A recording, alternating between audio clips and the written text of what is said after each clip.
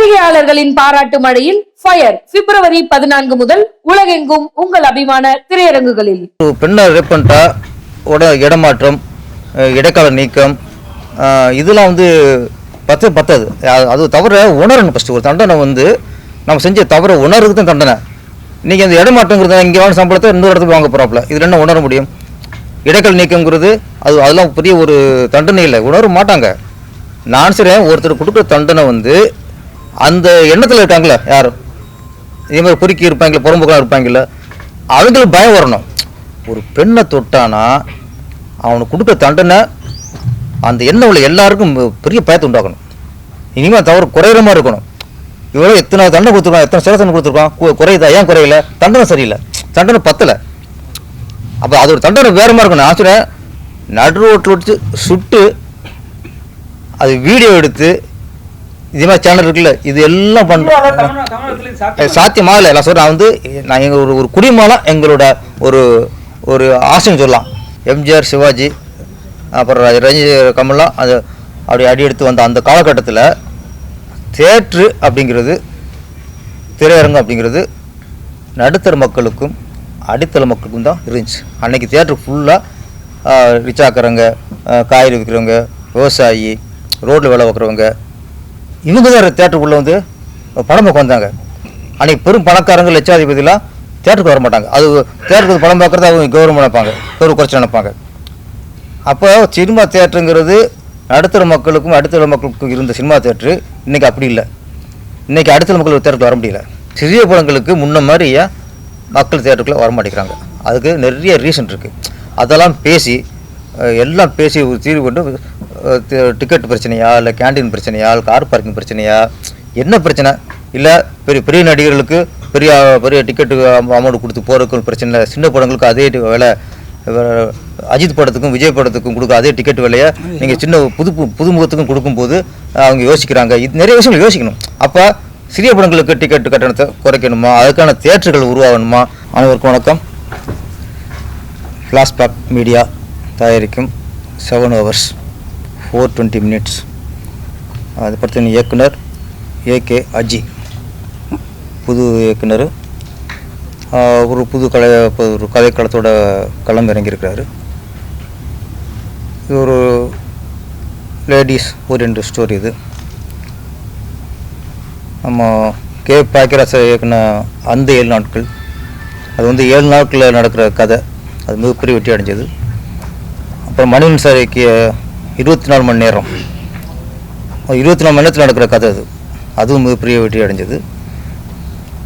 இது 7 hours 7 மணி நேரத்தில் நடக்கிற ஒரு கதை. இது அந்த வரிசையில் இந்த படமும் மிகப்பெரிய வெற்றி அடையும்.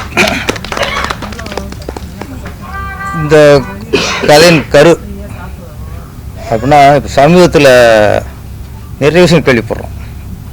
பெண்கள் பலாத்காரம், பெண்கள் வந்து கற்பழிப்பு. இன்றைக்கி வந்து பல்கலைக்கழகத்தில் பெண்களுக்கு பாதுகாப்பு இல்லை, ஓடுற ட்ரெயினில் ஒரு கர்ப்பிணிக்கு பாதுகாப்பு இல்லை, ஸ்கூலில் ஒரு மாணவியை வந்து அங்கே ஒரு கூட்டு பலாத்காரம். நம்ம நாடு சுதந்திரம் அடைஞ்சுங்கிற பேர் தான், மற்றதில் என்னென்னவோ. ஆனால் இது மட்டும் குறையலை. இந்த பெண்களோட பாலியல் பலாத்காரம் மட்டும் கூட்டிகிட்டே இருக்குது, தவிர அது குறைய காணும். அது என்ன காரணம்னு தெரியல. சட்டம் காரணமாக தண்டனை வந்து பத்தாதா? ரெகுலர் பேப்பரை பார்த்தா இந்த விஷயங்களும் அதிகமாக இருக்குது. கொள்ளையை விட அதோட குறைஞ்சிருக்கு. ஆனால் இது குறையலை. இந்த மாதிரி காலகட்டத்தில் இந்த மாதிரி ஒரு விழிப்புணர்வு படம், ஒரு பெண் பாலியலுக்கு எதிராக ஒரு படத்தை தான் ஒரு சமூக அக்கறையோடு இந்த கதையை எடுத்து இயக்கப்படுறாரு ஏகே அஜி அவர்கள். என்பது இந்த காலத்துக்கு ஒரு தேவையான படம். இந்த படம் வெற்றி அடைய வேண்டும். இந்த படம் வெற்றி அடைஞ்சு இயக்குனர் ஒரு வெற்றி பட இயக்குனர் வரிசையில் வரணும். கதாநாயகி தீபிகா, அவங்களும் ஒரு வெற்றி பட கதாநாயகியாக படம் வரணும். இந்த படம் ப்ரொடியூசர் வினோத்குமார், அஜித்குமார் 2 பேரும் சேர்ந்து தயாரிக்கிறாங்க. இந்த படம் மிகப்பெரிய வெற்றி அடைஞ்சு அவங்க தொடர்ந்து இந்த படங்களை தயாரிக்க வேண்டும்.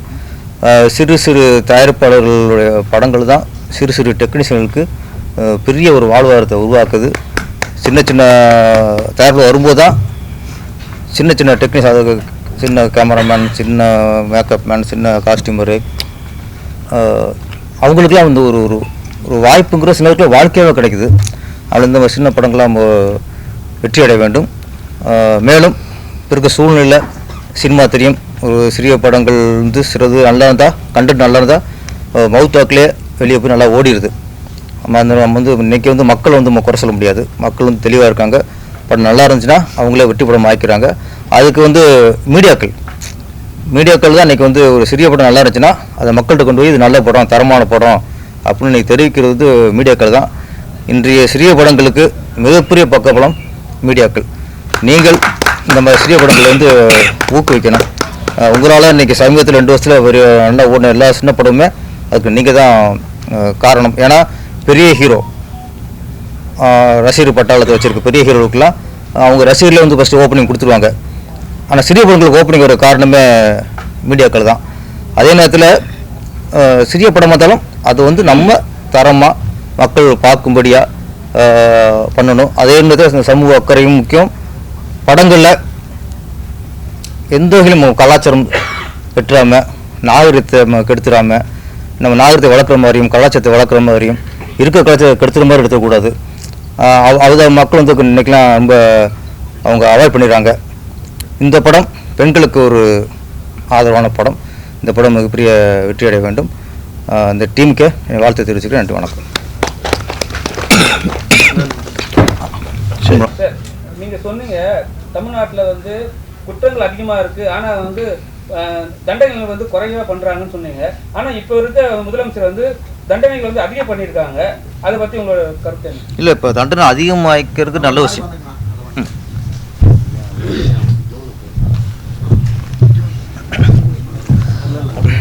தண்டனை அதிகமாக்கிறங்கிறது நல்ல விஷயம்.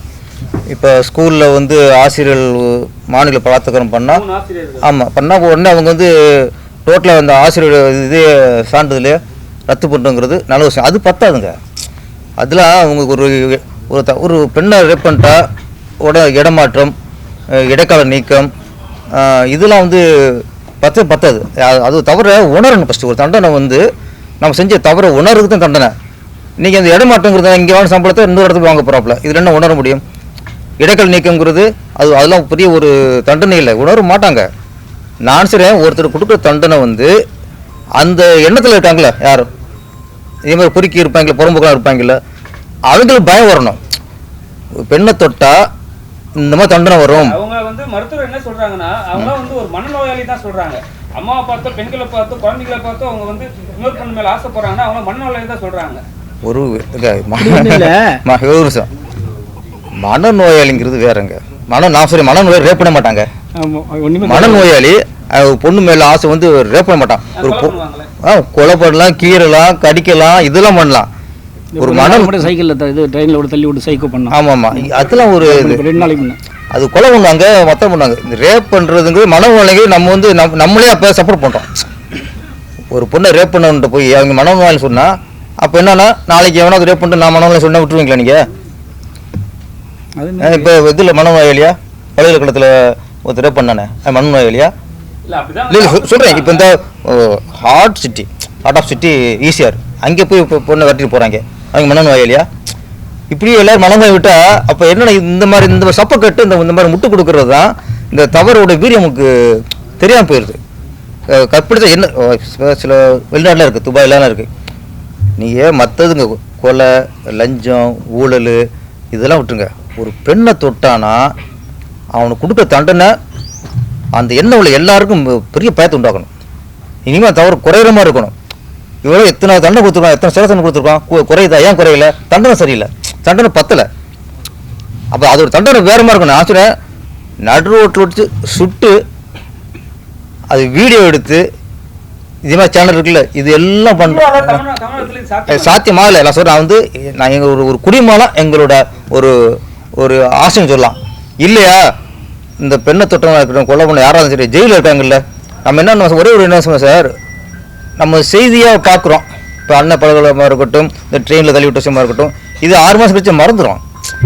இப்போ பொள்ளாச்சி சம்பவம் நடந்துச்சு. இப்போ அதில் குற்றம் சாட்டப்பட்டவங்க, தப்பு பண்ணவங்க இன்னைக்கு எங்கே இருக்காங்க நம்ம தெரியுமா?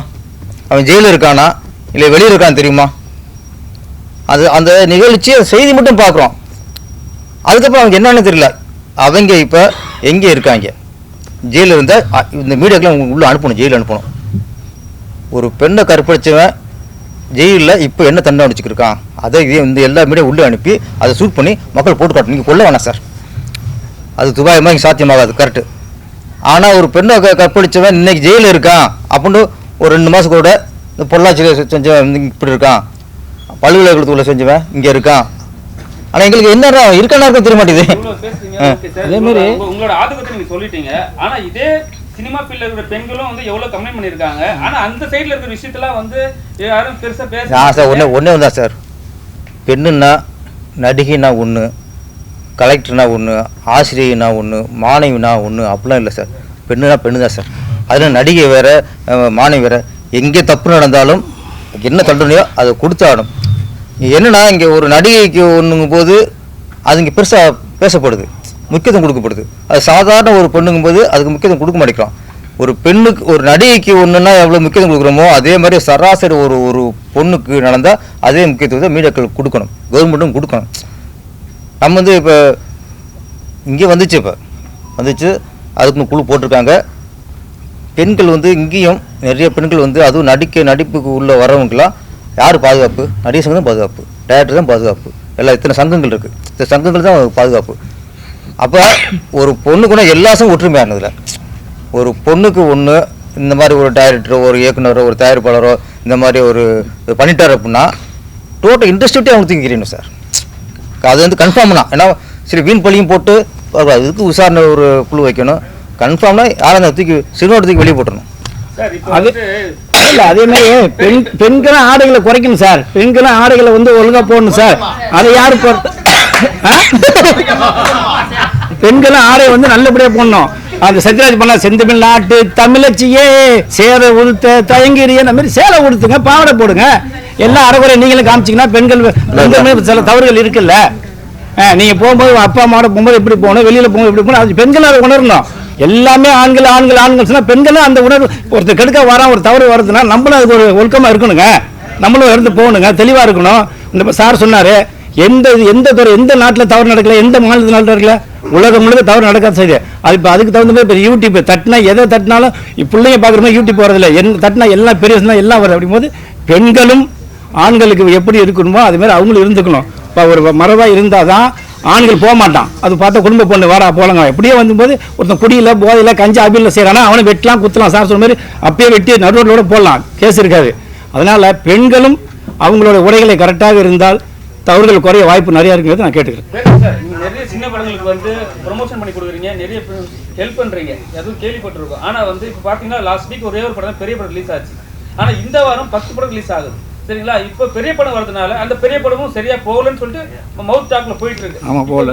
இந்த வீக் வந்து 10 படம் ரிலீஸ் ஆகுது. ஸோ சின்ன படங்கள் அப்பவே நஷ்டப்படுது. நீங்க அதை எப்படி பாக்குறீங்க? இல்லை அதுதான் இப்போ நம்ம வந்து சின்ன படம் நல்லா இருந்துச்சுன்னா மக்கள் வர இருக்காங்க சார். அப்போ இன்னொன்று நம்ம தேட்டருக்காரங்க சின்ன படத்துக்கு தேட்டர் தர மாட்டேங்கிறாங்க அப்படின்னு சொல்லுறதும் அது ஒரு தவறான குற்றச்சாட்டு. சின்ன படங்களுக்கு நிறைய கூட்டம் வந்துச்சுன்னா அவங்க தர மாட்டேங்கிறாங்க. சின்ன படங்கள் வரும்போது சின்னத்துக்கு 5 பேர் 6 உள்ளே இருக்காங்க.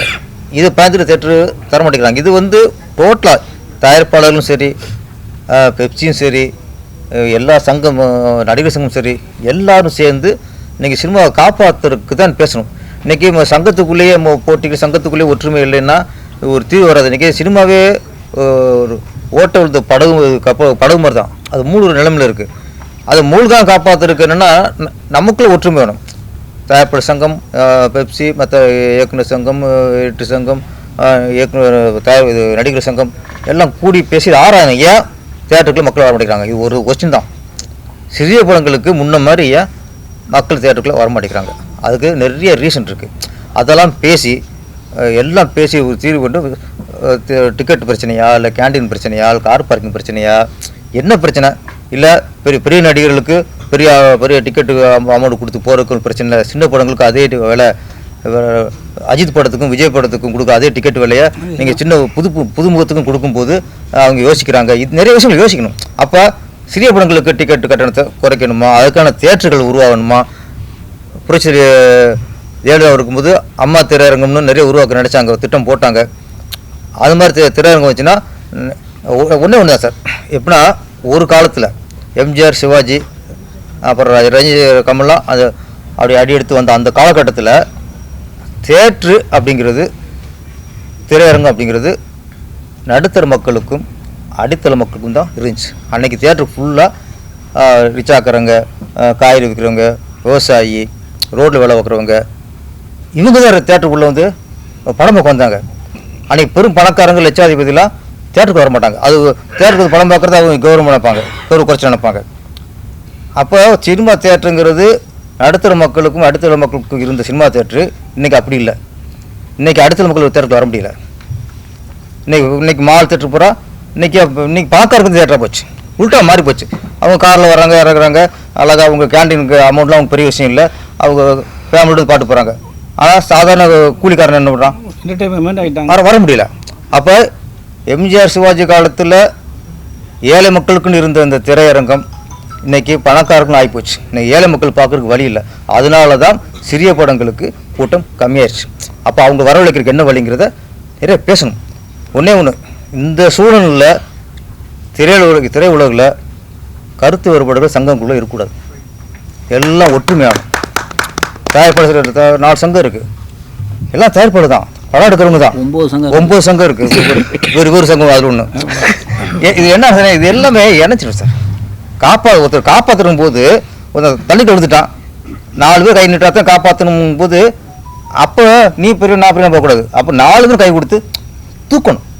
அந்த சினிமா இருக்குது. இன்றைக்கி தயாரிப்பாளரும் எல்லா சங்கங்களும், அது இன்னொன்று பெப்சி வந்து உழைப்பாளர்களோட சங்கம். அது அவங்களுக்கு இன்றைக்கி வாழ்வாரம் பாதிக்குது. இதில் வந்து ஈகோலம் பார்க்காம இந்த நேரத்தில் தான் அனைத்து சங்கங்களும் ஒன்றிணைஞ்சு சினிமா காப்பாற்றுறதுக்கான யோசனையும் ஆலோசனையும் எல்லாத்தையும் பண்ணுற நேரம் இந்த காலகட்டம். இந்த நேரத்தில் தயவுசெய்து கருத்து வேறுபாடு சங்கங்களுள்ள இருக்கக்கூடாது. ஓகே.